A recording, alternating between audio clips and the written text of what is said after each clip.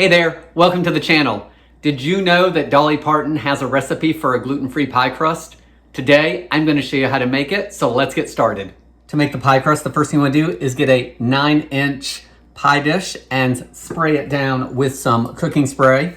You could probably use anywhere between an 8 and a 10-inch pie dish, depending on what kind of pie you're making. I've turned on my oven to 375 degrees to preheat, and while that's preheating, we'll put the pie crust together and then get it baked. So I'm going to start with 1 3/4 cups of chopped pecans. And I just chopped them up pretty finely, but there's plenty of texture in there. To the pecans, I'm going to add 3 tablespoons of packed brown sugar. The recipe calls for a 1/4 teaspoon of salt, but I'm just going to use a pinch of salt. I don't think it needs much more than that myself.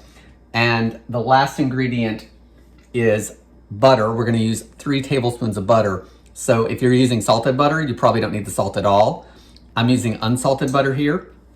But before I mix in the butter, since it's only softened and not melted, I'm going to blend everything to get that sugar broken up.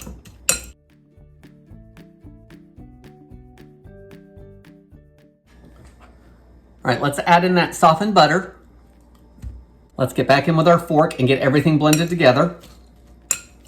This will probably take you a couple minutes. And you can probably try using your spatula as well to see if that works any better. And then the other thing that may work even better than this are your clean hands. Because then you can actually feel where the big pieces of butter are and break it up. And it'll melt the butter a little bit, but not so much that it's a liquid. I don't see any big butter pieces. And everything feels like it's coated evenly.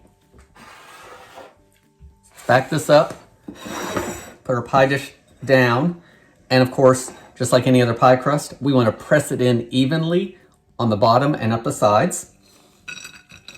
I'll start by using my hand, and then I might switch to a measuring cup to really pack it in there.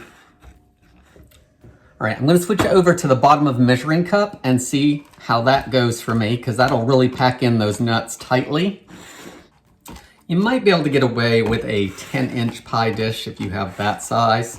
The crust is going to be a little bit thinner, so maybe add another 1/4 cup of pecans to it. All right, everything is shaped nicely, so we need to bake this off and let it cool before we can fill it. So I'm going to bake it anywhere from 10 to 15 minutes until it's golden. And then we need to let it cool before you can use it for any of those pie fillings. So let's see what it looks like, and I'll give you some ideas of what to fill it with. So here's our Dolly Parton gluten-free pie crust made with pecans, brown sugar, and butter.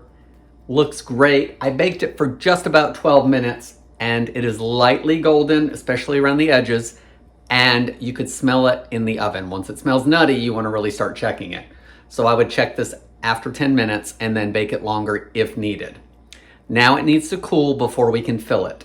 And Dolly makes a butterscotch pie, and that's what she puts in this. The other thing that this would be good for is any kind of pudding pie. Chocolate, vanilla, the butterscotch, you know, something, a pie that maybe has Cool Whip and pudding in it. It's going to be great for all those filled pies.